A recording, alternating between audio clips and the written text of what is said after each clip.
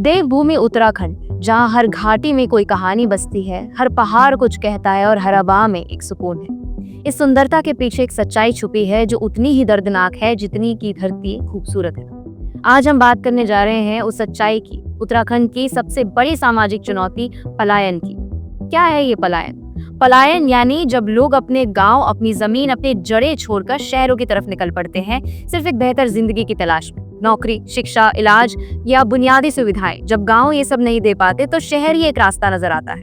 उत्तराखंड में ये कोई नई बात नहीं है। 1960 के दशक से ये सिलसिला शुरू हुआ था जब लोग पंजाब, दिल्ली, मुंबई जैसे बड़े शहरों की तरफ काम की तलाश में निकलने लगे। और आज हालत ऐसी हो गई है कि पहाड़ों के हजारों गांव वीरान हो चुके हैं। एक सर्वे के मुताबिक उत्तराखंड में 1500 से ज्यादा गांव या तो पूरी तरह खाली हैं या फिर कुछ ही लोग वहां बचे हैं। 2011 में जहां 1058 घोस्ट विलेजेस थे, वहीं 2018 तक 734 नए गांव भी खाली हो गए। अब तक करीब 3.5 लाख लोग अपने गांव छोड़कर शहरों में बस चुके हैं। जिलों के हिसाब से देखें तो पौड़ी गढ़वाल से 331 गांव, अल्मोड़ा से 105, चमोली से 76, बागेश्वर से 73, टिहरी गढ़वाल से 88 और पिथौरागढ़ से 103 गांव लगभग वीरान हो चुके हैं। इन गांवों में अब सिर्फ बंद खिड़कियां, जंग लगे ताले और वीरान गलियां बची हैं। लेकिन आखिर क्यों छोड़ रहे हैं लोग अपना सब कुछ? सबसे बड़ा कारण है रोजगार की कमी।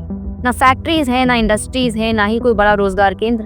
फिर बात आती है शिक्षा और स्वास्थ्य की। स्कूल दूर, अस्पताल दूर, जरूरी सुविधाएं भी नहीं है। सड़कों की हालत ऐसी है कि कई गांव अब तक मुख्य मार्गों से नहीं जुड़ पाए। ऊपर से प्राकृतिक आपदाएं, भूस्खलन, भारी बारिश और भूकंप जैसी चुनौतियां। और ऐसे में जब सामने शहरों की रोशनी हो, जहां बिजली है, इंटरनेट है, बाजार है, नौकरी है, तो भला कोई क्यों नहीं जाएगा। लेकिन कहानी में थोड़ा ट्विस्ट है, क्योंकि इस अंधेरे में एक रोशनी की किरण भी है, रिवर्स पलायन।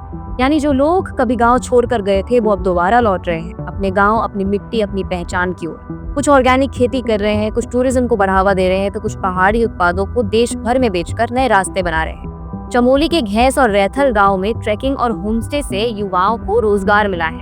टिहरी गढ़वाल के सैंजी गांव में, जिसे आज लोग पॉपकॉर्न विलेज के नाम से जानते हैं, यहाँ के युवाओं ने पारंपरिक मक्के की खेती को आधुनिक रूप देकर एक नया ब्रांड तैयार किया है। आज ये गांव उत्तराखंड का पहला ऐसा गांव बन गया है जहां जैविक मक्की से बना पॉपकॉर्न न केवल ऑनलाइन बिक रहा है बल्कि देश भर में इसकी डिमांड बढ़ रही है।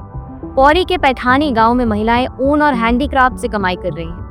नैनीताल के इलाकों में होमस्टे मॉडल में रिवर्स माइग्रेशन को एक नया बल मिला है। अब तक 2000 से ज्यादा लोग खेती, पर्यटन और लोकल बिजनेस के जरिए अपने गांव लौट चुके हैं। अब बात करते हैं इसमें सरकार के योगदान की। मुख्यमंत्री पलायन रोकथाम योजना के तहत 474 सबसे ज्यादा प्रभावित गांवों को चिन्हित किया गया है, जहां ऑर्गेनिक फार्मिंग, पशुपालन और हस्तशिल्प पर फोकस किया गया है। मुख्यमंत्री स्वरोजगार योजना के जरिए शहरों से लौटे युवाओं को व्यवसाय शुरू करने के लिए लोन और सब्सिडी दी जा रही है। हिल डिस्ट्रिक्ट्स में 25% और मैदानी इलाकों में 15% की मदद दी जा रही है। पुलिस ट्रांसफर नीति के तहत 722 पुलिस कर्मियों को उनके ही गृह जिलों में तैनात किया गया है, जिससे 700 से ज्यादा परिवार फिर अपने गांव में बस गए। 2017 में बना पलायन निवारण आयोग पलायन की निगरानी करता है और रिवर्स माइग्रेशन पोर्टल के जरिए लौटे हुए लोगों की कहानियां दूसरों तक पहुंचाई जा रही है। लेकिन सवाल ये है, क्या ये काफी है? क्योंकि उत्तराखंड के लिए पलायन सिर्फ आर्थिक संकट नहीं है, ये एक सांस्कृतिक संकट भी है। जब कोई गांव खाली होता है तो सिर्फ घर नहीं छूटता, छूट जाती है एक बोली, एक परंपरा, एक जीवन शैली जो पहाड़ों की आत्मा होती है। इसलिए अब जरूरत है कि सरकार, समाज और युवा मिलकर इस चुनौती से निपटे। गांव को सिर्फ आबाद नहीं करना है, उन्हें जीवित रखना है। तो क्या अब वक्त नहीं आ गया है कि हम सब लौट चलें अपनी जड़ों की तरफ? आपको क्या लगता है, रिवर्स पलायन हमारे वीरान गांव को फिर बसा पाएगा? कमेंट्स में अपनी राय जरूर रखिए। मैं हूं मनवीन, आप देख रहे हैं तीतर।